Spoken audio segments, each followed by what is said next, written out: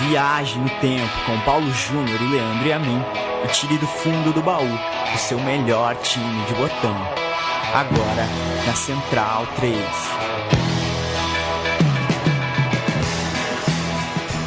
Alô, este é o meu time de botão, o meu, o seu, o nosso, em tempos pandêmicos ou não, o meu time de botão.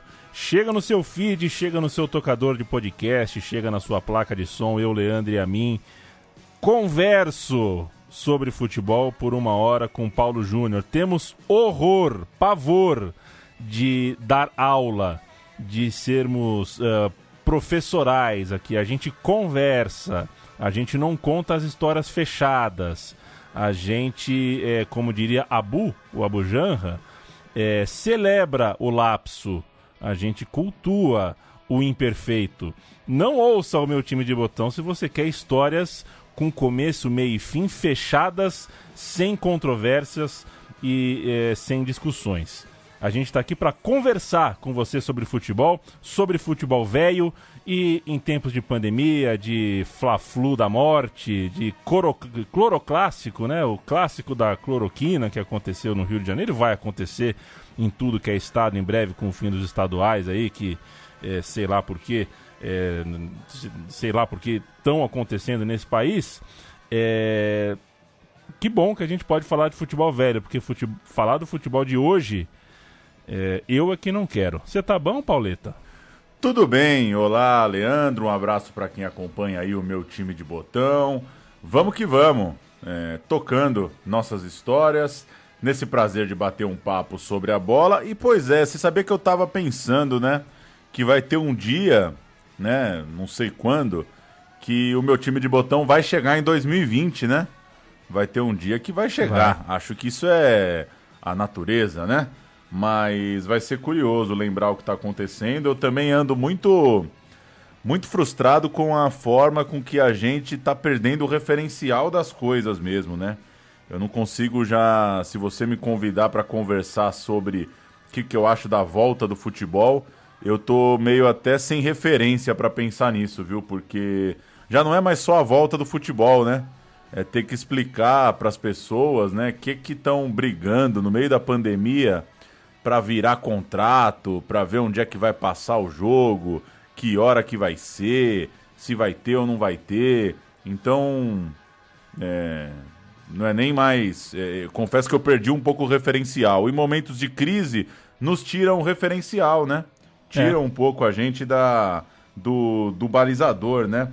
Você sabe que eu gosto muito de cinema e a gente, 2 anos atrás, falava do corte da verba pública para festivais de cinema e para filmes, né? E hoje a gente já está falando da conta de luz da Cinemateca.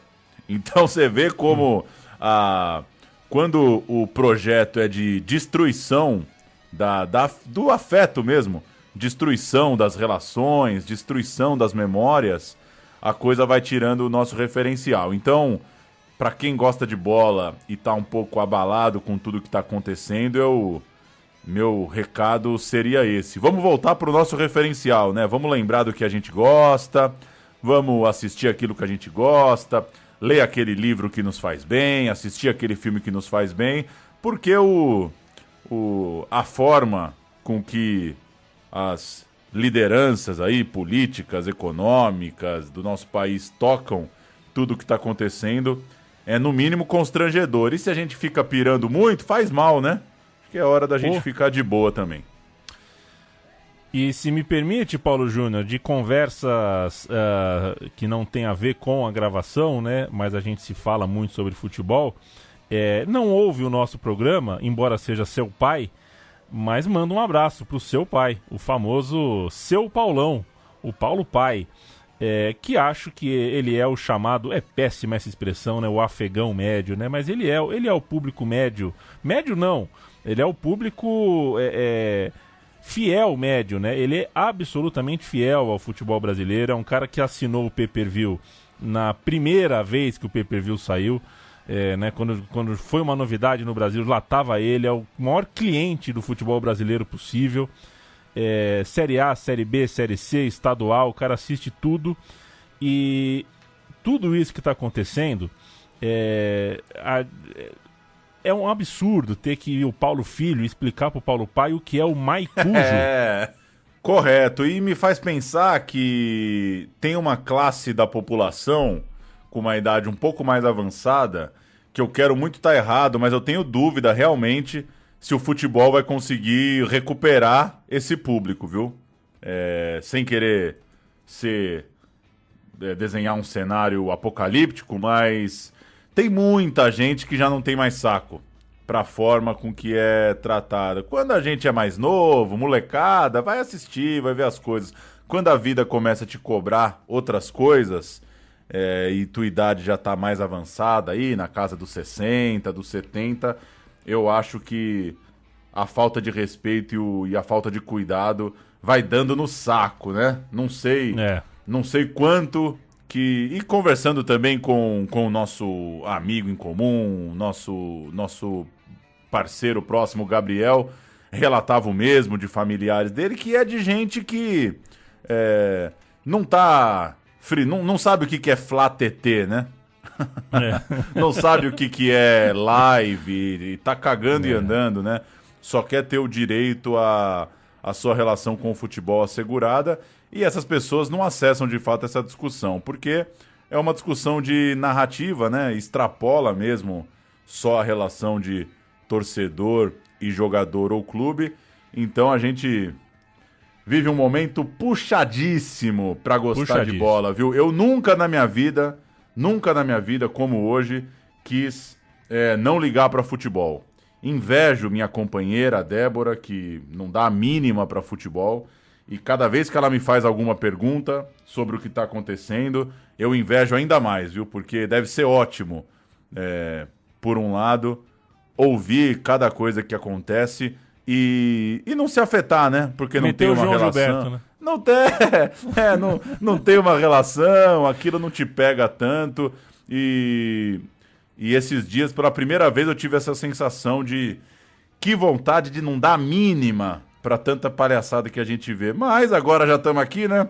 Agora já foi. Não vai existir uma vida em que a gente não liga para futebol. Isso eu posso te garantir. Então agora é lidar com o que vem pela frente. Foi a escolha que a gente fez lá atrás, né? 2/3 do nosso cérebro já estão comprometidos com escalações velhas, uniformes velhos, referências, links, uma história liga na outra, enfim. Vamos para a história, Pauleta, que hoje a gente vai falar de futebol turco. O Fenerbahçe dos brasileiros, o futebol turco. Antes da gente falar do Fenerbahçe, vamos citar que no ano de 2000, o futebol turco teve um grande acontecimento. O Galatasaray, rival do Fener, se tornou campeão europeu naquela temporada 99-2000. O primeiro time do país a ser campeão europeu, no caso, né? Era a Copa da UEFA, não era a Champions League, mas era a primeira vez. Então, foi uma grande bomba. Aquele time tinha como estrela o Ragi, mas tinha no elenco brasileiros como Tafarel e o Capone, zagueiro, entre os seus destaques. Então, começa daí, né? Vamos começar. A gente vai retroceder um pouquinho, a gente vai contar a linha dos brasileiros, mas eu acho que uma pedra fundamental, embora a gente vá falar do Fener, é esse título do Galatasaray. A conquista europeia sacudiu ali o futebol local, pressionou os rivais, e quando o Galatasaray apostou também no Jardel, no centroavante brasileiríssimo Jardel, as portas para os brasileiros ficaram ainda mais abertas naquele país. A gente vai contar os movimentos do rival, do Fenerbahçe, que resolveu apostar no futebol brasileiro, apostar em nomes do Brasil ao longo daquela década, e se não bater o campeão europeu, que imaginamos era o grande sonho do Fenerbahçe para ali mostrar uma grandeza naquele tempo, fez uma campanha espetacular e certamente montou um dos maiores times da história do clube, né? Uma das grandes fases da história do clube, muito passando por esses caras que a gente vai falar aqui hoje. Mas antes disso, o Fener cola em Araras, interior de São Paulo. O ano é 1995, a ideia é de Carlos Alberto Parreira. A gente ouve reportagem da Globo com preconceito idiomático e tudo. O time que desembarca em Araras é o Flamengo da Turquia. Tem a maior torcida do país. Dos 60 milhões de habitantes, quase a metade torce pelo Fenerbahçe. É tanta popularidade que na excursão pelo Brasil, 2 emissoras de televisão turcas acompanham o time. Passo a passo, homem a homem, marcação cerrada mesmo. Dá para perceber que o estilo é um pouco diferente do nosso. Mas as maiores estrelas do time não jogam, não marcam gols, mas conhecem futebol como poucos no mundo. Um deles é o preparador físico Moraci Santana, tetracampeão mundial, que agora tem a tarefa de ensinar futebol e aprender uma língua complicada. Por enquanto, o jeitinho brasileiro funciona. O técnico do Fenerbahçe é Carlos Alberto Parreira, que foi para a distante e desconhecida Turquia, atraído pelo que ele mesmo chamou de proposta indecente. Algo em torno de $100 mil por mês, se é que você me entende.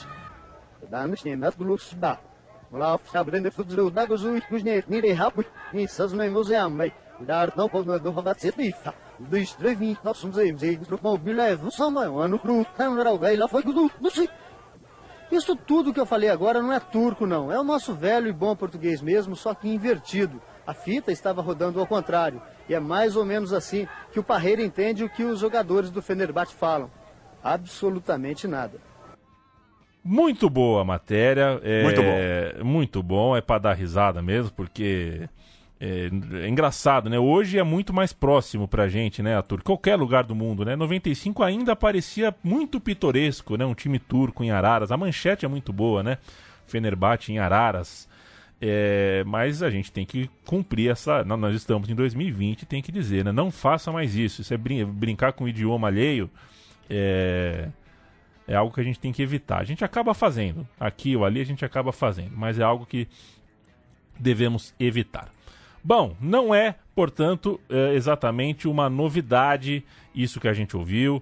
Toda a história do Galatasaray pós-2000, Jardel, Tafarel, tudo mais. Nos anos 90, o clube investiu no Parreira, como a gente viu, e também teve o Didi, folha seca. Ele treinou o Fener muitos anos antes, conseguiu 2 ligas naquele clube, fez o time jogar um futebol, entre aspas, brasileiro, né? Só que, evidentemente, não teve um boom de brasileiros, porque não estávamos sob a égide da Lei Bosman. Não era assim, né? Mercado abertão, contrata 3, 4, baseada. Então, é compreensível que mais brasileiros na Turquia seja um fenômeno dos anos 90, 2000 em diante. À parte os treinadores, Parreira e Didi, teve também o Gerson Caçapa, jogando no Fener em 91, ele era atleta do Bari, foi jogar no Fener, ficou 2 anos emprestado na Turquia, viveu 2 anos bem honestos, jogou 73 vezes pelo Fener. E se a gente vai contar aqui a história do Fener dos anos 2000, vamos assumir, não dá pra fuçar na revista Placar deles, nos jornais velhos deles. A gente tem uma barreira do idioma, né? Não vamos aqui soltar vídeos de grandes entrevistas de turcos, né? Tem uma barreira complexa e tem, inclusive, que assumir aqui uma certa dificuldade em checar algumas histórias mais miúdas, porque tem ali, né? Sempre dá para dar um jeitinho num Google Tradutor da vida, mas é um programa que tem esse detalhe também, né? Então, vamos buscar uma narrativa mais principal, né? As grandes manchetes, as histórias mais conhecidas e a história através dos brasileiros. Entre ir lá na fonte do jornal turco, da revista turca, do comentarista turco, a gente acaba ficando mais com essa visão dos brasileiros, com essa perspectiva brasileira para o Fenerbahçe. Ou seja, como você colocou aqui, é muito bom isso aqui, né? Sem forró do Gerson. O que você quer dizer com sem forró do Gerson no roteiro? Quando a gente conta história de time brasileiro, sempre tem essas histórias, né? Sim. O Amaral contando. Aí, no futebol turco, a gente consegue encontrar histórias com o Alex contando, o Fábio Luciano contando uma história aqui, o Lugano sabe contar a história ali. Só que sem para quem não é jornalista, né, o double check é fundamental na nossa carreira, né? A gente recebe a informação, a gente tem que estar pelo menos em 2 lugares, ou 3, a gente tem que conferir algumas coisas. E com arquivo de internet turca de 20 anos atrás, é muito complicado de conseguir qualquer tipo de checagem de histórias mais comezinhas, né? De histórias mais que serviriam aqui como tempero. Então, não temos, por exemplo, não dá para saber se o Hakan Şükür ia ao desfile, né, cívico, como foi o Reinaldo, né? Isso, que a gente contou. O Reinaldo não jogou amistoso contra o Galo na adolescência porque estava no desfile de 7 de setembro, né? Que coisa. Exato. Bom, dito isso, vamos nessa. 2002, Alex fora da Copa do Mundo. Uma Copa, inclusive, que teve 2 vezes Brasil contra a Turquia, né? Um baque para o Alex, que tinha a palavra do Felipão, estava na idade perfeita para a Copa, participou de todo o processo, de todo o ciclo mundialista, arrebentou em alguns grandes jogos do caminho do Brasil, né? Por exemplo, o Alex é um dos destaques do jogo contra a Argentina nas eliminatórias, então ele fez todo o caminho para jogar a Copa. Era o camisa 10, capitão, time olímpico, enfim. Fracassou na Olimpíada, que é um caminho também, né, para chegar à Copa do Mundo. Exato. Dá para imaginar o tamanho da frustração do Alex e ele soube transformar isso em reação técnica. O ano de 2003 do Alex dispensa maiores comentários. Ele põe o futebol brasileiro dentro do bolso e meio que deixa um recado pro Brasil, né? Falou, acho que tá claro onde eu tinha que estar no passado, né? Eu tinha que estar na Copa. Depois disso, acho que ele se permitiu viver, né? Já deu o recado aqui no Brasil, foi viver uma outra vida na Turquia. Após tantas frustrações, a carreira do Alex era marcada também por frustrações em transferências, né? Muito caos nas transferências. A ida para o Parma, a passagem no Flamengo, muita história complicada, vai e volta para o Palmeiras. Então ele foi para a Turquia para tentar fazer uma negociação, ter uma história com começo, meio e fim de longa duração. Isso é 2004, 2005. O Alex, esse 2003 do Alex é batido falar isso, mas é um dos, na história mais contemporânea aí, né, nos últimos anos, nos pontos corridos pra cá, é um dos caras que alastrou o campeonato, né? Aquilo é impressionante, são poucos os casos que a gente vai ver desde então de gente que era unanimidade, né? Você não acha um torcedor no Brasileiro de 2003 que questiona o que o Alex está jogando de bola. Não foi o primeiro movimento dos canários turcos. O Washington, que tinha jogado muito em 2001 pela Ponte Preta, foi para lá em 2002. Estava muito bem, 10 gols em 17 jogos, estava se firmando na Europa, até que descobriu seu problema cardiovascular após uma espécie de pré-infarto. A história do Fener acabava ali com o Washington, ele se ressentiu de ter salários suspensos, veio tentar uma vida nova no Brasil e depois de um tratamento longo, né, primeiro passando por reprovação em testes físicos, ele acabou se reencontrando no Atlético Paranaense, aquela temporada gigantesca no Furacão em 2004, fazendo muitos gols que poderiam ter sido feitos na Turquia. O Washington então vai com uma esperança e ressurge aqui no Brasil como o Washington Coração Valente, uma das grandes histórias de superação aí do futebol brasileiro recente. Quebra recorde, né, inclusive de gols em 2004, se eu não estou enganado. É aquela história do lapso que a gente dizia, né? Eu acho que ele passa de 29 gols. Pois é. Mas não lembro agora quantos gols exatamente. Na temporada 2003-2004, um zagueiro brasileiro de 28 anos chegava no rolê de Istambul. Era Fábio Luciano, um senhor zagueiro. Para mim, se fosse paraguaio, do jeito que tratam o Gamarra, com todo respeito ao Gamarra, para mim o Fábio Luciano fez no Corinthians, por exemplo, mais do que o Gamarra. Faço questão de dizer isso. Vindo do Corinthians por empréstimo. Outro brasileiro que já não era mais brasileiro chegava de graça naquela temporada. Trata-se de Marcos Aurélio, o Mehmet Aurélio, cariocaço, formado no Flamengo, tetracampeão carioca com o Flamengo, que em 2001 colou no Trabzonspor e na Turquia ficou até que virou turco, né? Ele passou a ser turco, ter cidadania. Mehmet Aurélio, um volante com bastante pegada, né? Ele chegou à seleção da Turquia, jogou Euro, foi semifinalista de Euro em 2008, ótimo jogador. Um outro brasileiro que chegou no Fener por empréstimo do Cruzeiro para o espaço que deveria ser do Washington Coração Valente era o Márcio Nobre, camisa 9, matador Márcio Nobre, que participou daquela campanha de 2003 do Cruzeiro, Só que talvez não tenha valido a pena para ele, né? Ele foi pro Cruzeiro naquele papo, né? Teve aquela conversa de que o Lucha contratava só pro rival não pegar, né? Foi pro Cruzeiro porque o Santos ia contratar, aí o Cruzeiro se antecipou e pegou antes. Uma tática para não fortalecer o adversário direto pelo título. Se foi isso ou não, não sabemos, mas o Nobre não jogou no Cruzeiro, né? Ele jogou poucas partidas, não jogou tanto quanto poderia. Aí no fim de 2003 foi para a Turquia disputar a posição com um outro contratado, o holandês Van Hooijdonk, que para mim tem nome de grosso. Eu não lembro bem dele em campo, mas ele tinha jeitão e nome de grosso. Você falou que o Marco Aurélio virou Mehmet Aurélio. O Márcio Nobre virou Mert Nobre, né? Mert Nobre, coisa boa.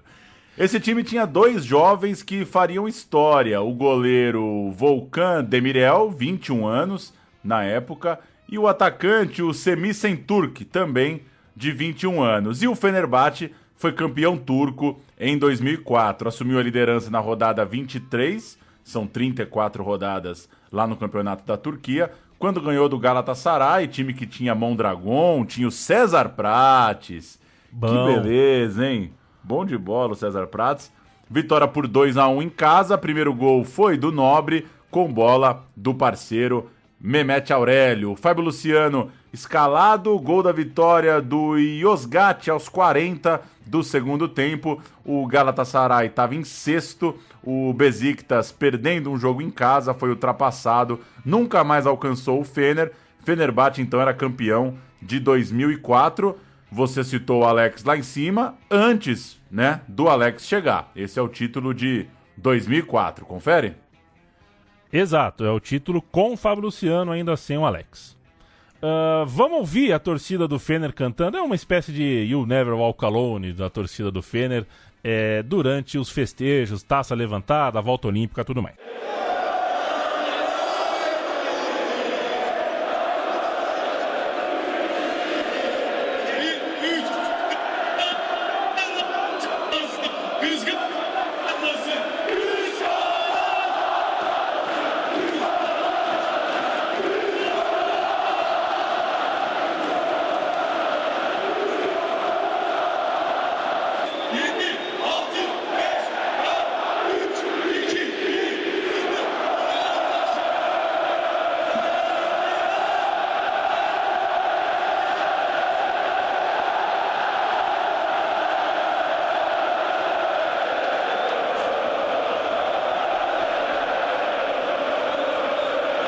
Aí chegou o Alex. Junho de 2004, eliminatória da Copa do Mundo. O Alex estava com a seleção brasileira no Chile. O Alex estava em todas, menos na Copa do Mundo. É muito bom isso. Antes e depois, o Alex estava em todas. O Alex lá no Chile confirmou o negócio e disse, o próprio Alex, há uma reportagem para o UOL, para o Daniel Tosi, a quem manda um abraço, que o clube turco também estava muito perto de um outro brasileiro. E aí entra aquilo que a gente citou há pouco, né? A história da dupla checagem. Eu até me aproximei do nome, mas sem uma dupla checagem, sem uma confirmação melhor, fica difícil dizer quem era. Mas parecia que tinha um outro brasileiro perto ali e que o Fener estava negociando também, mas fechou com o Alex. O Alex tinha uma cláusula no Cruzeiro que liberava de graça em caso de proposta da Europa. E foi o que aconteceu, embora a Turquia, geopoliticamente, seja mezzo a mezzo, né? Seja metade Ásia, metade Europa. Futebolisticamente, ela é 100% europeia. A data da apresentação do Alex seria definida pela vontade do Parreira. Se o glorioso escritor, né, Paulo? O escritor de um livro que foi indicado como plágio, que chamasse o Alex para a Copa América, tudo atrasaria. Só seria quando ele voltasse da seleção. Foi o que aconteceu. O Alex foi o 10, foi a faixa, foi campeão da Copa América e depois pintou nos Canários. Tem um vídeo institucional com uma entrevista do Alex. A gente pensou as melhores frases para marcar a chegada do cabeça. Muita coisa porque vivi quase 9 anos. Minha filha mais velha chegou com 3 meses. A minha filha do meio nasceu aqui. O menino só não nasceu aqui porque era um período de férias, mas também viveu aqui 2 anos. Minha esposa adora, a família adora. Eu fui tratado com muito carinho e respeito desde o primeiro dia que saí, que cheguei até o dia que saí. Então a representação da Turquia, do povo turco na minha vida é enorme, né? Eu disse quando eu saí que eu cheguei 100% brasileiro e voltei 51% porque eu tinha colocado 49% da cultura de vocês, né? Então, realmente, o significado da Turquia, do futebol turco, do Fenerbahçe, eles são muito grandes, né? Porque metade da minha carreira foi jogada aqui, jogada de uma maneira espetacular, vivenciando emoções atrás de emoções. Então, realmente, a importância é muito grande. Eu não sei explicar, eu sinceramente não sei. Às vezes fico até constrangido com esse tipo de situação, né? Porque eu costumo dizer, você sabe, conviveu comigo há muito tempo, eu não fiz nada de diferente, né? Vim, respeitei a cultura, treinei, trabalhei muito, fui para dentro dos jogos e tentei fazer o meu melhor. Fracassei várias vezes, fui feliz em outras, mas sempre me mantendo firme, trabalhando para tentar fazer o melhor. Alex, camisa 10, na final substituído no segundo tempo pelo Felipe. Se eu não me engano, sai o Alex com a 10, entra o Felipe com a 20, e quando o Brasil acha aquele gol com o Adriano, o Diego já tá em campo também, né? O Diego participa do lance do gol, era outro que não era titular. Que jogo, né? Que história aquilo tudo. E você falou da transferência, essa seleção brasileira de 2004 na Copa América era bem aquele clima de todo mundo sendo vendido, né? Era aquela época em que o mercado estava abertaço, ninguém estava conseguindo segurar ninguém. E Luiz Fabiano indo embora, Wagner Love indo embora, Alex indo embora, Renato, todo mundo, né? Todo mundo dessa geração. Era muito difícil segurar essa turma no Campeonato Brasileiro. A temporada marca o centenário do Galatasaray, então tem climão. Do lado de lá da cidade tem festa. É um campeonato diferente. O Rustu, aquele goleiro da Copa de 2002, bom goleiro, hein? Bom. Mas a gente lembra por quê? Porque pintava o olho ali, passava o Beery Knight no olho, né, meu? E o Rivaldo deu aquela encarada nele, né? O Rivaldo encarou o Rustu, assim, quero ver olhar pro Rivaldo. O Rivaldo é a melhor encarada no pênalti que eu vi. O Rustu chegou no Barcelona por empréstimo para fazer companhia ao Demirel. Chegou do Barcelona, desculpa, ele vinha jogar no futebol turco, e o brasileiro Fabiano, aquele lateral ex-São Paulo, também chegou. Teve outro contratado, o Anelka. Que mala, Anelka. Né? Você não curte o Anelka? Mala. Ah, muito mala. Muito Anelka mala. ou Asprila, hein? Então, aí é empate, né? Duas grandes malas, né? Eu acho... a gente torce pro Palmeiras, né, Paulo? E o nosso... Infelizmente.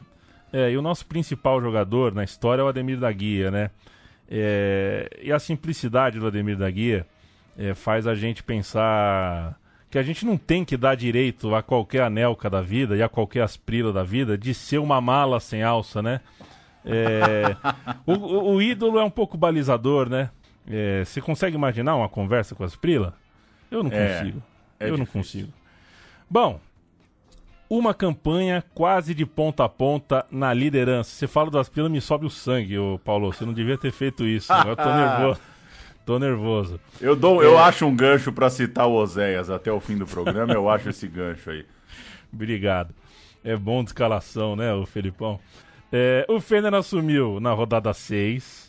Levou o campeonato até o final. 16 vitórias e um empate em casa, quase imbatível praticamente em casa. E o jogo do título, Fenerbahçe versus Galatasaray, de Ribéry, Song, Flávio Conceição e o técnico Hagi. Hagi virou técnico. Penúltima rodada em casa, o Fener campeão. Rustu, Balti, Turatsi, Fábio Luciano e Ozati, Mehmet Aurélio, Sahin, que não é o Nuri Sahin, é outro Sahin, o Sanli e o Alex. No ataque, a mala do Anelka e o Márcio Nobre, autor do gol do título, testada firmíssima. Aos 20 do segundo tempo, a gente ouve o gol.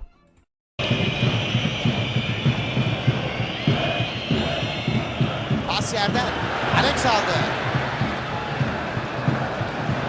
önemli pas. Orta ceza sahasına. Nobre. Büyük sevinç Fenerbahçe'de. Nobre gol attı. Kadıköy ayağa kalktı. Nobre, Fenerbahçe 1-0 önde. Fenerbahçe 1-0 önde. Gol Nobre. Fenerbahçe 1, Galatasaray 0.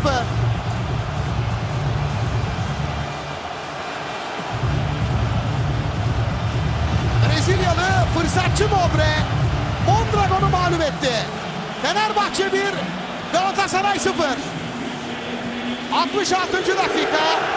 Nobre. Golü tekrar yaşıyoruz. Nobre kafayı böyle...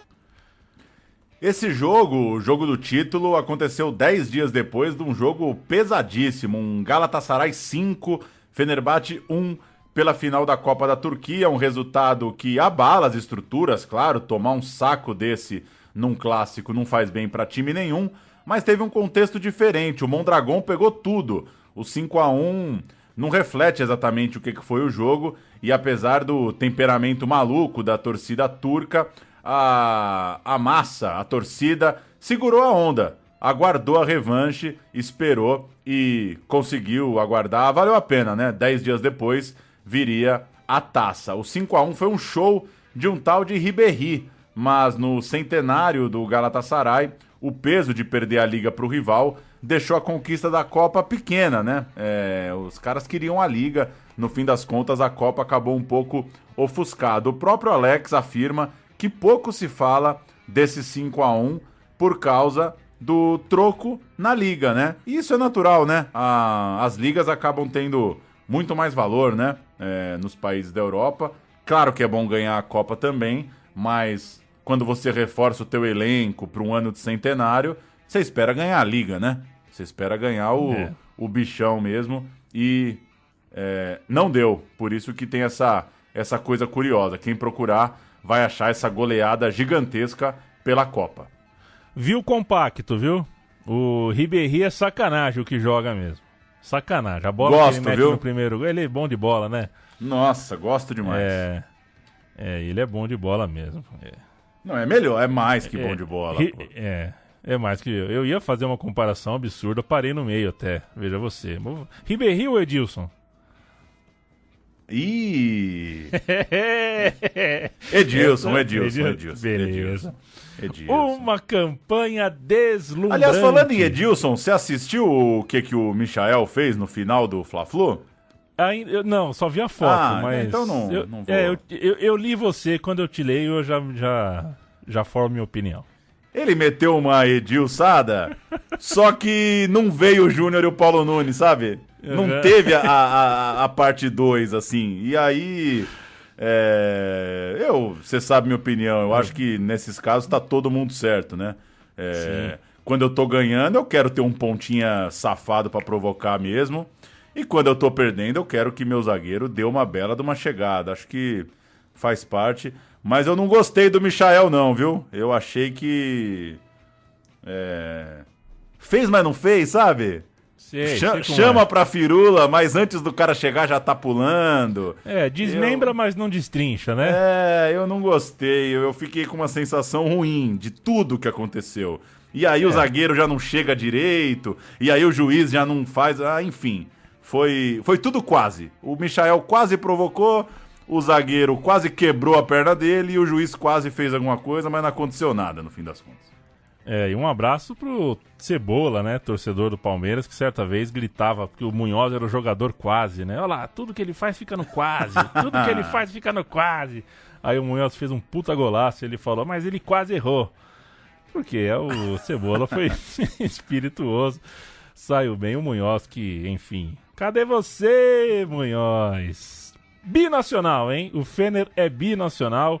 O Alex tá com uma cabeleira invocada, tá encantando os turcos logo de cara, logo de primeira temporada. Ganha a taça que valia dobrado, porque era a taça que o Galatasaray queria muito.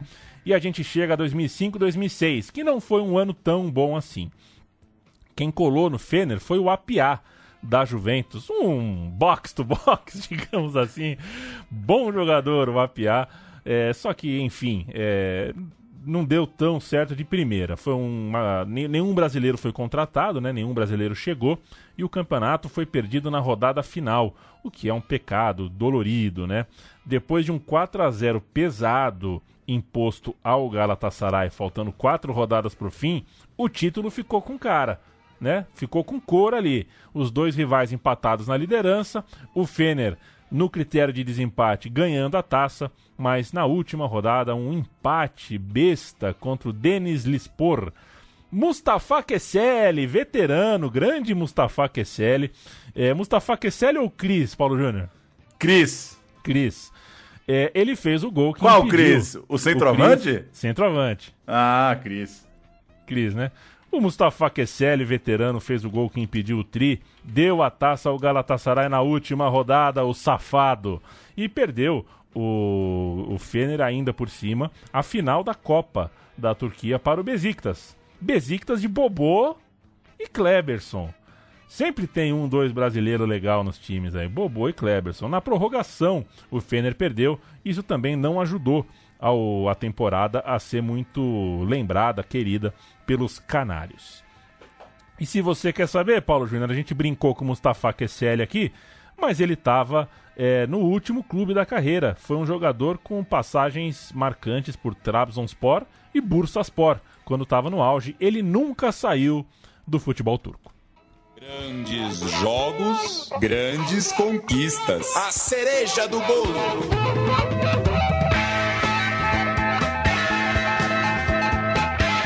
A cereja do bolo é o verão de 2006. Aí sim o Fener começou de verdade a pintar um timaço realmente. O Fener, a partir de 2006, começou a fazer o time que a gente tem como clássico na memória. Primeiramente, o Lugano. E aí você vai falar, mas o Lugano não é brasileiro, então a pauta do programa tá errada. Mas a gente vai contar, né? Só faltava a gente não contar o Lugano, só porque ele é uruguaio. Ele conta pra gente igual um brasileiro. Após perder a final da Libertadores para o Inter, ele foi vendido por 7,5 milhões de dólares. Metade para o São Paulo, metade para o Doutor Juan Figuer. E o Lugano partiu então para a Turquia com aquele sentimento. Eu não queria que acabasse assim, preferia me despedir campeão da Libertadores, papapá. Rapero... Quem West, rapero.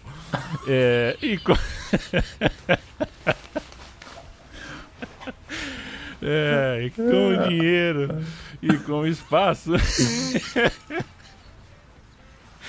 É muito bom, né? O São Paulo trouxe o Miranda com o dinheiro do Lugano. 3 anos. O Miranda, que convenhamos, melhor jogador, foi mais jogador do que o Lugano. Tava bem comprado, né? Comparar Lugano com o Miranda só valoriza a capacidade do Lugano, né? Porque exato, tecnicamente são incomparáveis, né? Mas a capacidade que o Lugano teve de virar jogador de futebol é uma loucura, né? É uma loucura. Ele é um estímulo para qualquer cidadão, né? Se você tem um sonho na vida, você vê onde o Lugano chegou na carreira, porque jogo mental absurdo, jogo físico absurdo, inteligência e noção do que está acontecendo em campo absurdos. E, pô, eu sou fã do jogador Lugano, porque chegou muito longe, né? Chegou muito longe e não devia ser o cara que sobrava na escolinha, não. Chegou muito longe porque foi fundo na pira do futebol mesmo. Leiam a biografia do Maestro Tabares. Fala muito sobre o Lugano. E muito bem sobre o Lugano, é muito interessante. Outro que colou foi o David. Após um ano sem muita bossa em Portugal, onde defendeu o Sporting, ele chegava para ficar 4 anos, né? Assinou por 4 anos com o Fener. Tinha ido bem no Corinthians, bem no Santos. É uma opinião oficial do meu time de botão. Somos fã do David. Muito bom. Muito bom jogador. E ele joga muito na campanha da Champions, que a gente vai contar já já. Um chute seco, né? Um chute seco, né? O David, ele tem aquele peito de pé da veia mesmo, né? Pega na veia. Bom de testa, antecipa, bom jogador. Outro que veio, sabe jogar fora da área, como poucos atacantes da geração dele. Foi um grande jogador. O Edu Dracena chegou também. Foi campeão com o Alex no Cruzeiro e foi chamado para o rolê turco. Pagaram 5,7 milhões de euros pelo seu futebol. Com Dracena e Lugano, ficou um pouco pequeno para o Fábio Luciano. Ele percebeu que o ciclo dele estava no fim. Após 3 temporadas de ótimos serviços prestados, era a última temporada dele. Ele saiu no meio da dita cuja. O Fábio Luciano jogou mais que o Dracena? Olha, essa é muito boa, hein? Essa é muito boa. Eu prefiro. Eu prefiro. Eu tô na dúvida. Tão parecidos pra mim. Chega o Zico, depois de treinar o Japão na Copa, o Zico, que é um cara que você chama pra um trabalho e ele não pensa que é uma furada, que língua os caras falam, se tem esse feijão. Cara, no Dogoretes Nacional de Medellín ele faz. Pô, o Zico já falou com RH de praticamente todos os países do planeta. Depois de treinar o Japão na Copa, ele foi pro lugar do treinador alemão Christoph Daum. E era ano de centenário, o Zico chegou com necessidade, com obrigação, dá pra dizer, de título da Liga. Tem que chegar com essa missão. Não dá pra chegar num time desse tamanho com essa pressão e não ganhar nada, inclusive pra não repetir o que o rival tinha sofrido 2 anos antes. O Zico levou seu irmão, o Edu, e a dupla tratou de transportar conceitos de futebol que faziam toda a diferença e que fizeram toda a diferença para aquele Fenerbahçe jogar uma bola redonda. Inclusive a biografia do Alex, o livro, deixa claro que o estilo de jogo turco, quando o Alex chega pro Fenerbahçe, é um choque. A bola viaja muito pelo alto, o time não tá muito pensando em apostar numa técnica, da bola ser penteada ali no meio de campo, e o Zico ajudou muito nisso. O Zico chega e fala, olha, bola no chão, é o famoso vai virando, né? Vai virando, pô. O zagueiro vai virando. O fetiche brasileiro pelo vai virando, né? Você quer ser elogiado num jogo na várzea, na zaga? Vai virando. Vai virando. A bola vem, pum, vira no lateral. Os caras, pô, zagueirão sabe sair jogando. Acho que o Zico colaborou pra esse Fenerbahçe jogar uma bola boa.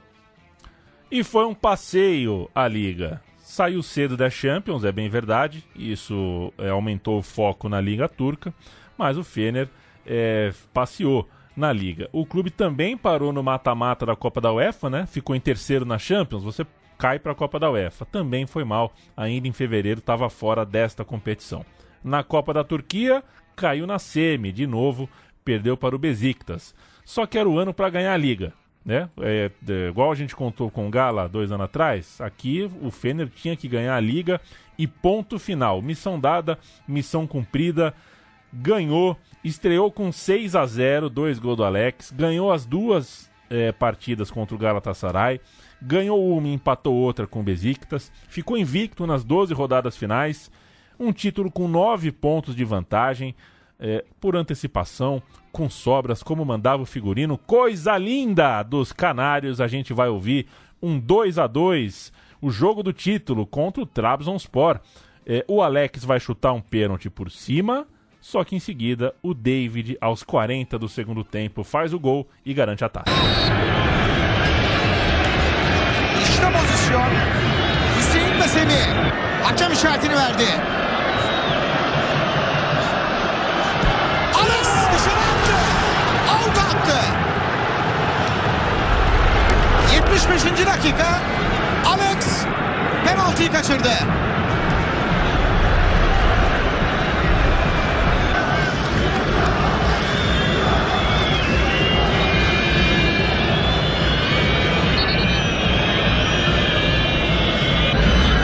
Tuncay. Cemal. Apia. Şu pozisyonu yerden Apia. Şimdi orta. David. Fenerbahçe 2. Trabzonspor 2. David. Dakika 85. Büyük bir sevinç var Fenerbahçe'de kulübesinde. David topu alana gönderiyor. Fenerbahçe mandou esse jogo para Izmir, bem longe de Istambul, mas o estádio foi tomado por 50 mil torcedores, uma imagem linda de se ver. Foi uma punição pelos transtornos ali, pela bagunça que a torcida causou contra o Beşiktaş, mas acabou sendo bonita também a invasão da torcida num estádio longe de casa. Campeão no ano do centenário, jogando uma boa bola, esse Fenerbahçe com certeza entra para a história. E no ano seguinte vem aquilo que marca a memória de muita gente, a Champions League da vida do Fenerbahçe, quartas de final, uma loucura, mas vale registrar, esse time perdeu a Liga, aquele time histórico das quartas de final de 2008, não ganha a Liga como o time de 2007, então fica essa bola dividida. Vamos ver quem que o ouvinte vai carregar com mais carinho, o time campeão nacional 2007 ou o time que quase conquista a Europa, quase não, quartas de final, mas claro que é muita coisa, que chega longe na Europa em 2008. O time de 07-08 ganhou o reforço do Roberto Carlos. Isso ajuda na narrativa afetiva brasileira, ajuda um pouquinho. O cara é um ícone, uma legenda. E mal lembramos que o outro lateral esquerdo do elenco, que também jogava na linha do meio de campo, era brasileiro. Era o Ederson, que estava chegando também, acho que já estava na Turquia e foi jogar no Fener. Outro brasileiro não brasileiro, precisa ser lembrado, o Maldonado saiu do Santos, entrou nesse bonde no final de 2007, portanto no meio da temporada. E ainda chegou da Inglaterra, eu não sei como classificar, eu já fiquei tão confuso com esse cara que eu não sei mais o que é, o que não é. Eu classificaria ele como um buena onda. O Casim, né? Casim, o Casim Richard. Eu não sei se é brasileiro, turco, inglês, da onde nasceu o vô, a avó, o pai. Eu não sei, eu sei que ele tá aí, né? Colou nos rolês, tava aí, Corinthians, colou no Curitiba, né? Super emocionado de colar no Curitiba, porque tem a relação, né? O Alex construiu essa relação, essa ponte Istambul-Curitiba. É um cara que a gente se identifica, né? Assim, os amigos vão chamando, ele vai colando. Isso. É basicamente isso. Ó, Curitiba, Alex Tovo, colei, vambora. Assim, a Wikipedia do Casim é qualquer coisa, né?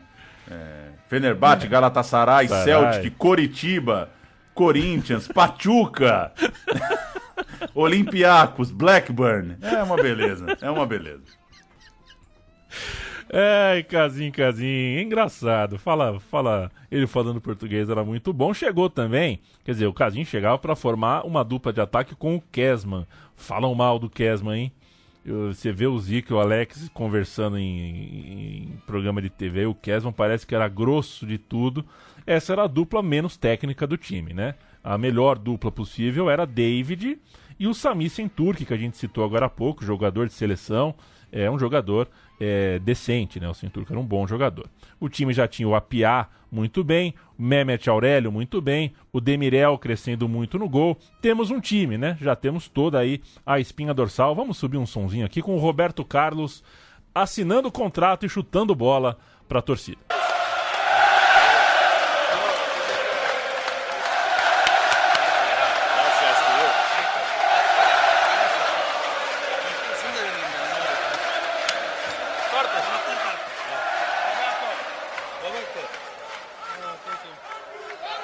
Taraftar kartını da kendisine veriyoruz.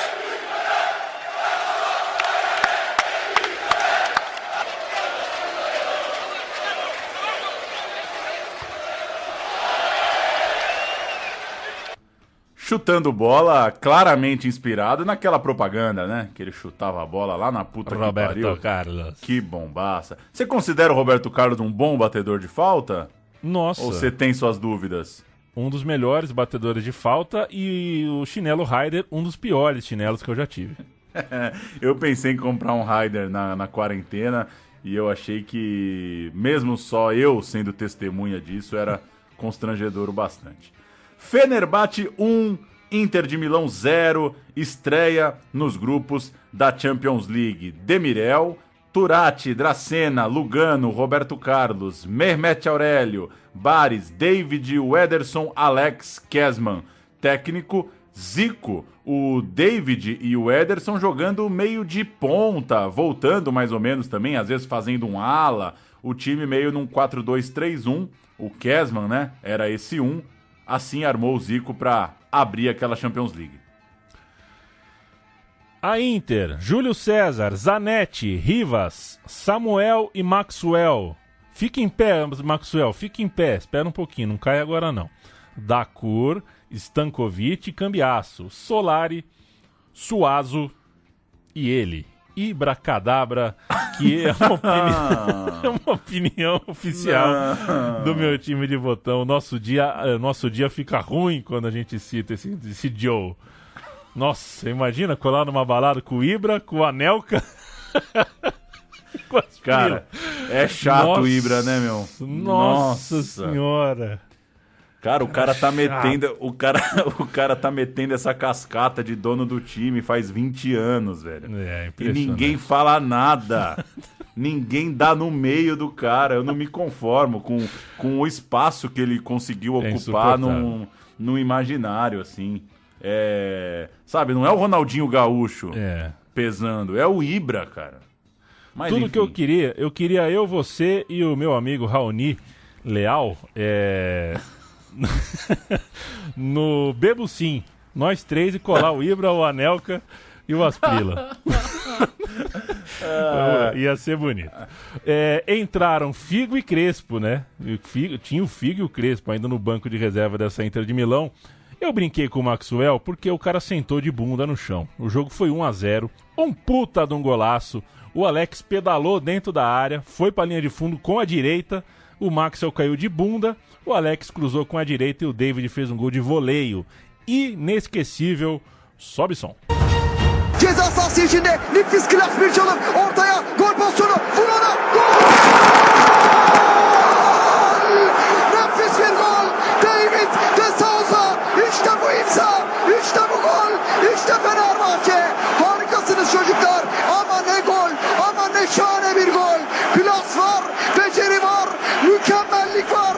Her şey var. Esse é o gol, né? Quando você disse que ia gol. fazer o roteiro do Fener dos brasileiros, esse é o lance que me veio à cabeça. Acho que seria o primeiro gol que eu lembraria dessa turma toda. E um jogo com tudo desse time, né? Paulada do Roberto Carlos na trave, bolas geniais do Alex, Lugano rasgando como sempre. Muito personagem naquele time, né? Depois, um empate na Rússia com o CSKA, Love e Jô, na época das fotinhos, né? Você lembra das fotinhas do Love e do Jô na fita da Champions League ali? Bom ataque, Love e Jô, hein? Era o Trancinha e o Transona, os dois estavam de trança. Bom ataque, Love e Jô. 2-2, depois... Não, foi 2-2 com o próprio Isso, 2-2 CSKA. esse jogo, né? A visita ao CSKA na Rússia, 2-2. O Dracena vacilou num gol, fez o pênalti no outro. O Fenerbahçe marcou com o Alex e com o David num chute de muito longe. Aí, nos dois duelos contra o PSV da Holanda, um empate e uma vitória. Ficou bom, 4 pontos nos duelos contra os holandeses. E uma derrota 3-0 em Milão, um 0-3, portanto, né, pro Galatasaray, pro Fenerbahçe, desculpa, 3-0 para essa boa Inter, não atrapalhou. Mas chegou um jogo decisivo em que tá perdendo em casa pro CSKA, assustou. O CSKA fez 1-0, gol contra do Dracena. Mais um, ou seja, apesar do caminho do grupo tá andando ali, né? Perdeu para a Inter na Itália, mas acontece. 4 pontos com o PSV, tá bom. Tomar um gol do CSKA não estava nos planos. Era um risco claro de ser eliminado pelo PSV, que podia vencer a Inter no jogo que acontecia no mesmo tempo. O grupo que parecia ter andado bem ia para a rodada final e o jogo indicava um cenário difícil. Aí o Alex fez um puta de um golaço de fora da área, de peito de pé, na bochecha da rede. E o Alex fez uma puta jogada pro gol da virada, um gol do Boral. Acho que era o Mit Boral o nome, o Boral. Ou seja, resolveu. O Alex resolveu o jogo, virou o duelo, tudo isso antes do intervalo. E esse tipo de coisa que refresca pra gente a memória, né? Por que o Alex tem tanta idolatria? Por causa dessas coisas. O Fener acabou o jogo vencendo por 3-1, estava classificado, pegaria o Sevilha nas oitavas. O encontro com o time do Dani Alves, do Luiz Fabiano, do Canouté, do Adriano, etc. e tal. Adriano, que nas imagens do jogo, a gente assistiu para fazer o roteiro, né, Paulo? É legal, o Adriano também vem de Curitiba, né? Então o Adriano e o Alex se abraçam no fim dos 2 jogos. Puta de um confronto, ida 3-2, um jogo muito bom, mais um gol contra do Dracena. Que isso, hein? Foi muito mal, né? Foi muito que mal. Coisa. Um gol do Lugano, num escanteio. O Fenerbahçe ficou 3 vezes na frente do placar, tava 1-0, depois tava 2-1 e terminou 3-2, com gol da vitória marcado pelo Şentürk. Uma partida disputada em alto nível, um dos grandes jogos daquela edição da Champions League. Na volta, o Fenerbahçe sem o Roberto Carlos, que sentiu uma lesão, e o Dani Alves marcou de falta 1-0, uma falha do Demirel. Pouco depois o Keita fez 2-0, outro vacilo do goleiro, e a situação estava muito complicada, um placar agregado de 4-3 para aquele famosíssimo também time do Sevilha. O Fenerbahçe precisava fazer 2 gols, precisava empatar aquele jogo. O primeiro saiu, David, mas o Canouté fez 3-1 ainda no primeiro tempo. E aí, o segundo tempo é uma luta incansável do Fenerbahçe para tentar diminuir. Consegue pelo menos um gol, buscando, né, pelo menos esse gol, para levar para uma prorrogação, né, para alcançar o 2-3. E aos 35 do segundo tempo, lá estava David de novo, gol num rebote de uma bola parada, gigantesca comemoração, e o Fenerbahçe fazia o segundo gol, perdia por 3-2, mas levava o jogo para prorrogação. Prorrogação pegada, só que 30 minutos sem gols, e o jogo foi para os penais. E aí aquela loucura, né? O Demirel errou, falhou em 2 gols, mas tinha agora a jornada do quase vilão na sua mão. Ele, de vilão, foi para herói. Ele defendeu 2 pênaltis. O Dracena, puta que eu pariu, perdeu o pênalti dele. Tudo aconteceu com o Dracena, né? Foi uma campanha aí acidentada do cara, mas... Queimando a imagem da cidade, né? Porque, pô... então, Dracena... Dracena é sacanagem. E o Fener passou. Foi um dos jogos mais emocionantes daquela Champions League. Eu trabalhava na UESP, União das Escolas de Samba de São Paulo, pulei. A Leia me entendeu. Desculpa, Leia, eu fingi que estava trabalhando, mas estava vendo o Fener no computador. Passamos. E a gente sobe o som com o gol do David, a defesa do Demirel, na cobrança do Dani Alves e a classificação. Dikkatli kaptan Alves. Alves gol! Bitti! Haydi Türkiye, hep birlikte ağlayalım şimdi. Ağlamak istiyoruz. Haydi Volkan, gecenin kahramanı. Fenerbahçe, çeyrek finalde. Fenerbahçe. Aí virou febre. Sonho total. Momento único na vida do clube. O Fener estava entre os 8 da Europa, algo que o futebol turco não sabia o que era quando o assunto era Champions League. Pela frente, o Chelsea, o clube inglês que tinha Drogba, Malouda, Joey Cole, Lampard, Ballack, Makelele, Ricardo Carvalho, Ashley Cole, Thierry. Que timaço. Técnico Avram Grant. Eu contei aqui brincando quase a escalação inteira do time, e a gente chegava o jogo primeiro em Istambul e tome gol contra. O David fez o 1-0 pro Chelsea, gol contra do David, uma atmosfera absurda em Istambul e um banho de água fria tão cedo. 1-0 pro time inglês. Só que no segundo tempo tudo mudou. Kazim empatou a parada e a virada para redimir o Gago, para redimir o David, o homem do gol contra. É dele o gol da virada, um puta golaço do meio da rua, 2-1. O sonho estava mais que aceso. Vamos ouvir o golaço do David. David, kale, şut! Allah'ım buna bak! Yok böyle gol! Avrupa sahalarında şampiyonu çıkarttın. Önünde değilin, ayakta da durun. Selam da verin. David! Müthiş! Ne güzel oldu. 81. dakika. Yazın bir kenara. Fenerbahçe maç gollerinden biri. Müthiş, inanılmaz. É uma pena, mas como diria o outro, tudo que é bom dura pouco. Na Inglaterra acabou o sonho, 2-0 pro Chelsea, pro time do Lampard. E dói saber que esse time turco-brasileiro teve chance de achar um 2-1 e ir pra prorrogação, inclusive, né? O fim do jogo, no tudo ou nada, rendeu chances pro time da Turquia.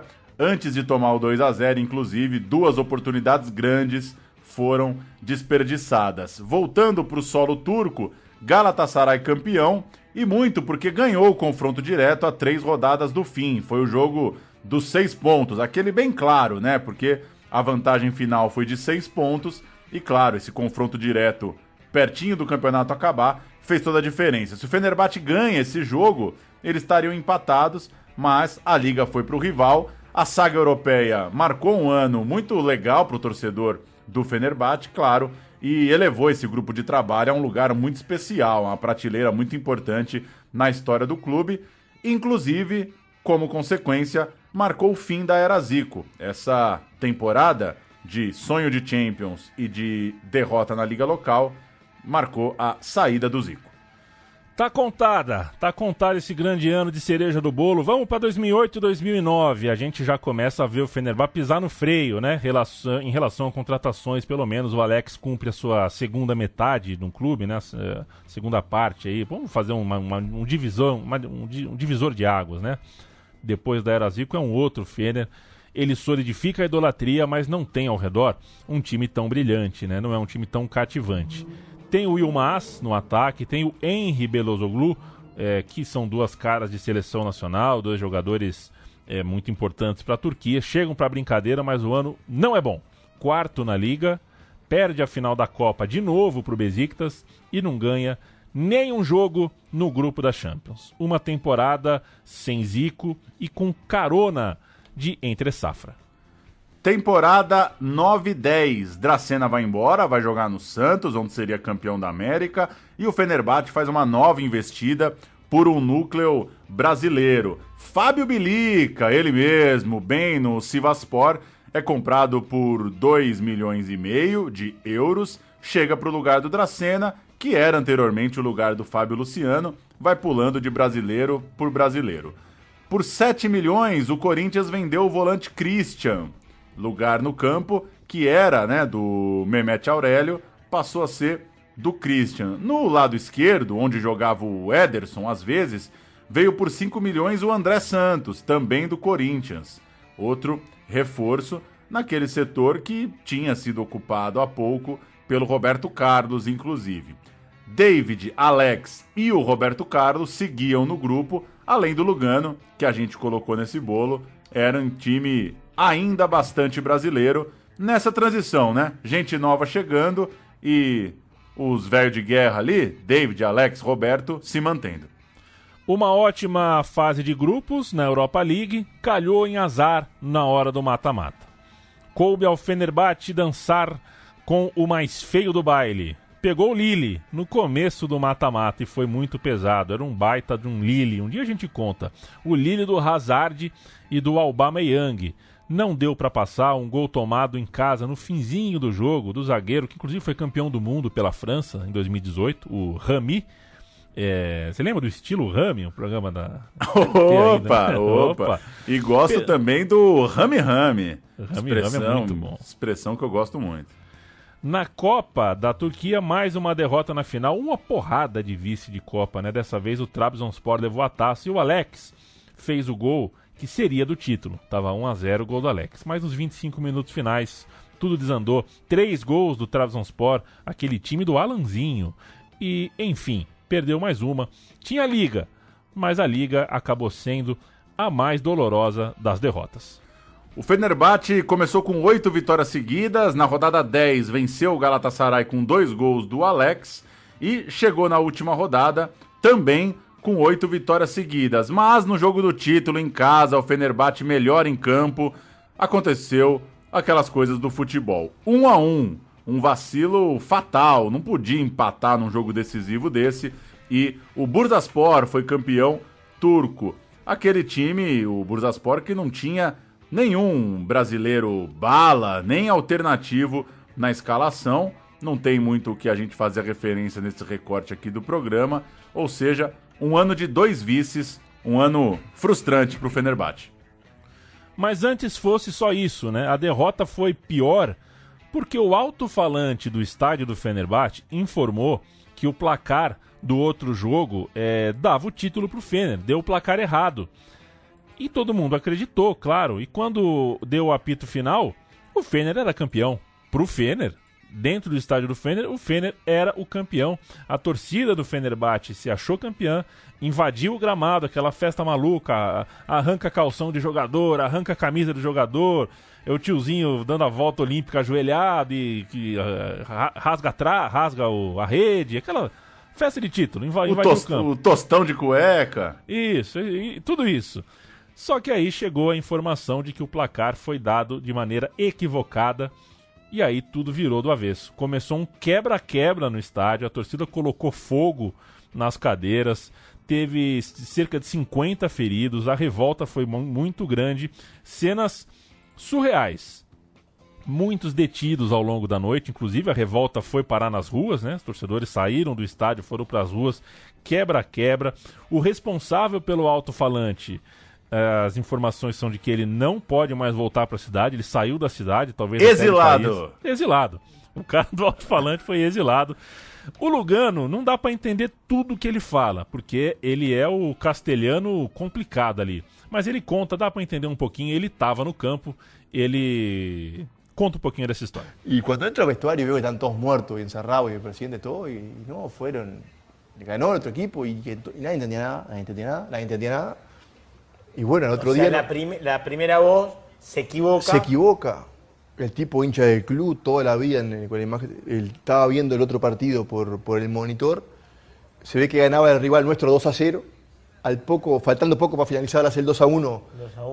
Y se ve que muestra el replay de la jugada, se come el 2-2 y enseguida termina el partido. Dijo, terminó 2-2. Y el tipo, emite un deseo, lo que vio un deseo, y obviamente la gente allá estaba viendo el partido, los que estaban en los palcos estaban viendo que no éramos campeones, pero el resto de las 60.000 personas que estaban ahí hinchando y que escuchan a la voz del somos campeones y campeones. ¿Qué pasó con ese tipo? Y tuvo 3 días preso porque lo protegieron, claro. ¿Cómo preso? Seguro. Si no fue un delito. No, ¿cómo que no? No fue delito. Prendieron fuego de estadio, afuera rompieron todo, la gente quedó nerviosa. Claro, de cierta manera lo arrestaron por incentivar la violencia. Nosotros salimos a las 5 da manhã do estádio. Para fechar essa temporada mais leve, pra gente não ficar nesse quebra-quebra, nessa coisa insana que foi a história do alto-falante, uma aquarela do Brasil na despedida do Roberto Carlos. Ele quis vir jogar no Corinthians em 2010, o David também foi embora nesse ano, mas o Roberto Carlos, no meio da temporada, contra o Sheriff pela Liga Europa, o Sheriff, um time britânico, foi o último jogo dele em casa, e fizeram uma gracinha pra ele, vamos fazer um sobe-som.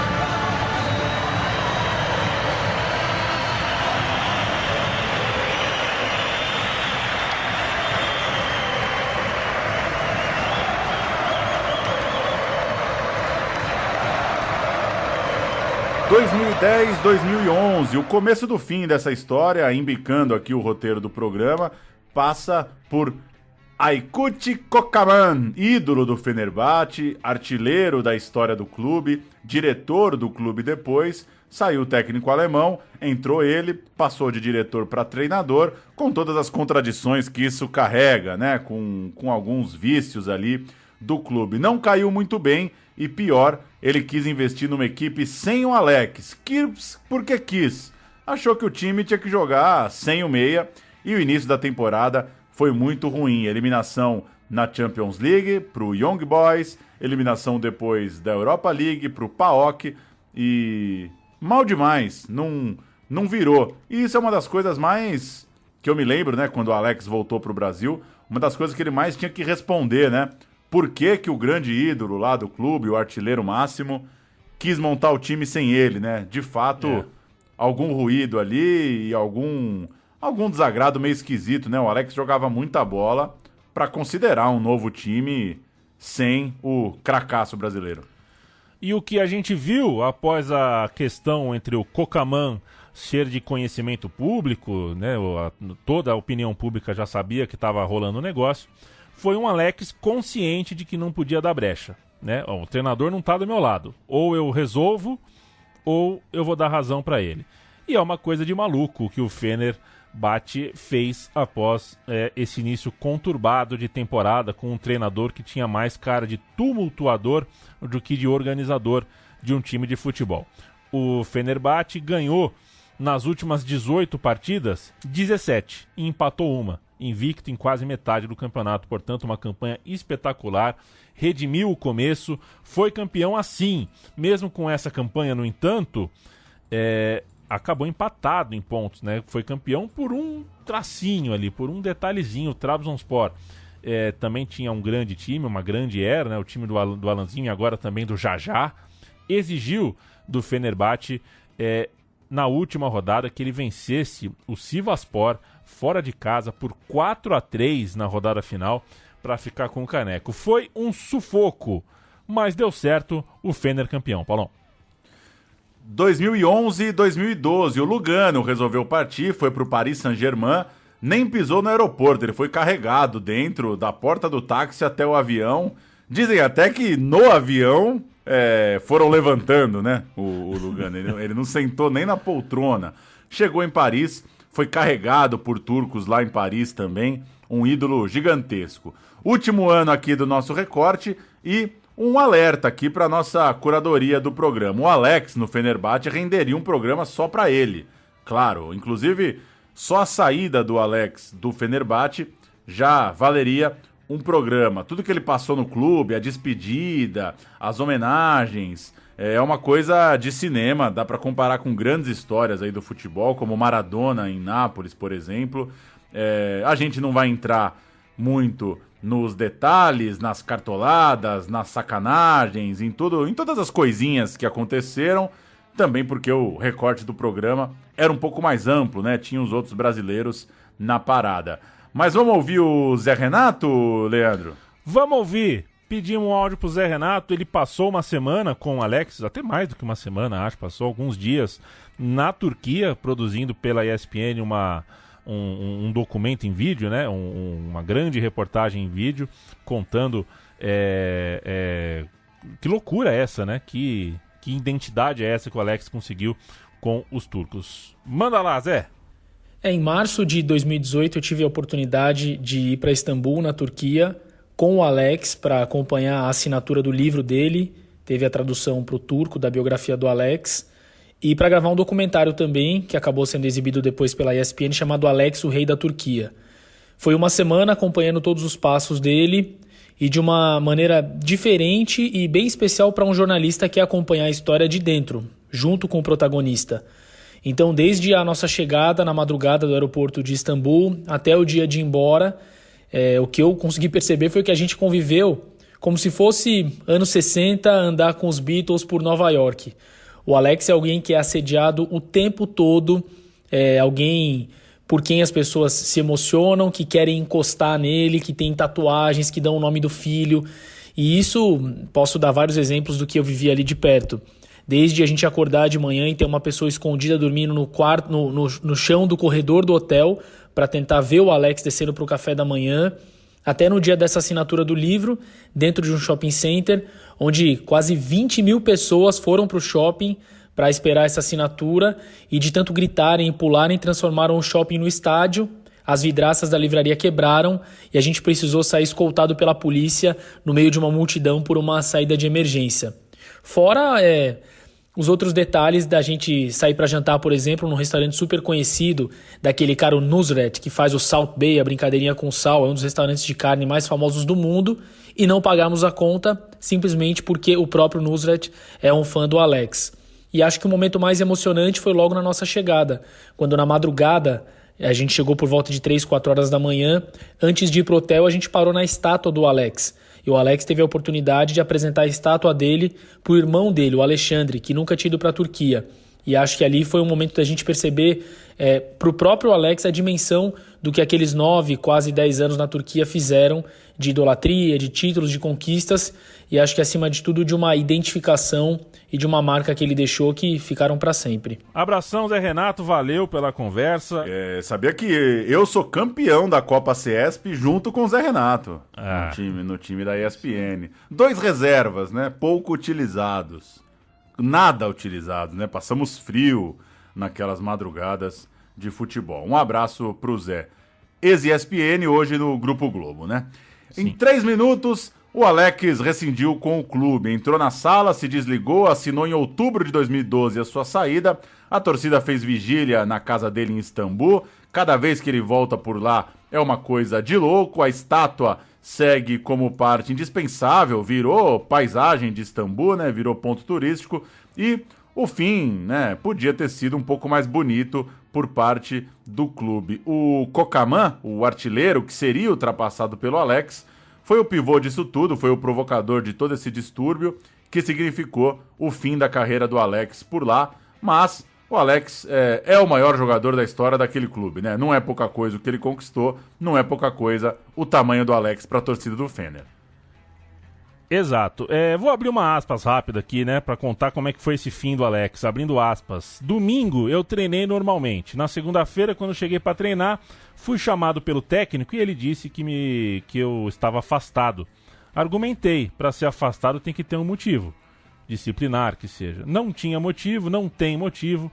Eu gostaria muito de saber o motivo, então o treinador me passou da seguinte maneira: olha, eu sou o treinador, eu sou a liderança do time, mas você é muito grande aqui dentro, muito forte, e eu não posso ter você contra as minhas ideias dentro do vestiário. Por isso tomei essa decisão.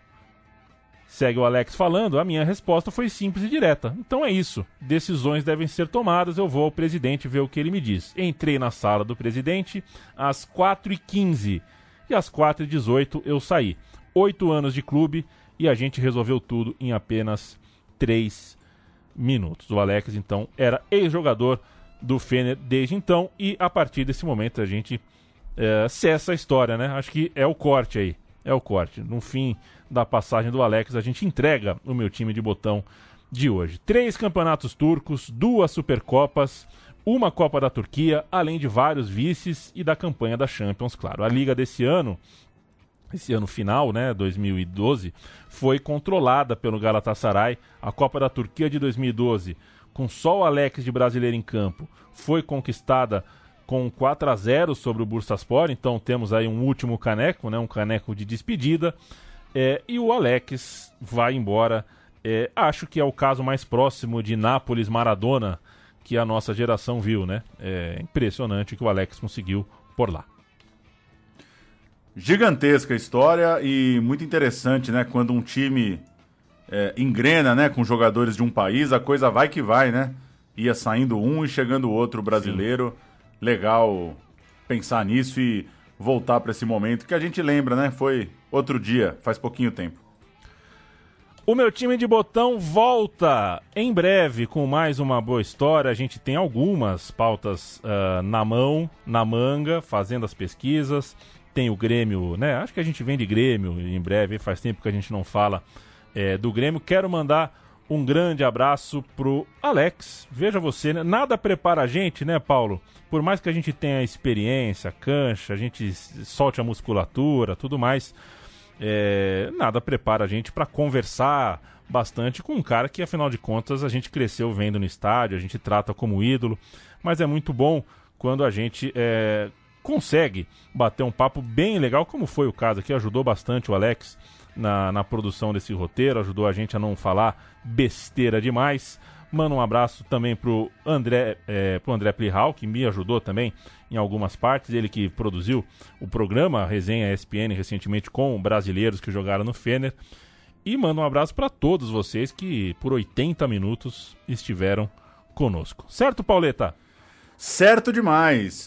Alex, registro também, um dos meus jogadores favoritos aí, né? Nesses meus 32 anos de vida, um dos caras que eu mais gostei de ver jogar bola e tivemos o prazer de ver alguns belos lances do Alex no saudoso Jardim Suspenso de Parque Antártica. Como jogou bola, hein? Como jogou bola, de jeitos diferentes, né? Amadurecendo, né? Aquele Alex mais tímido de 97, para depois virar já nesse século um jogador mais completo, mais líder, um futebol mais vistoso, mais robusto. Foi um dos grandes que a gente assistiu, com certeza, e passou muita gente boa nesse programa sobre o Fenerbahçe. Vamos que vamos! Valeu, até a semana. Falou!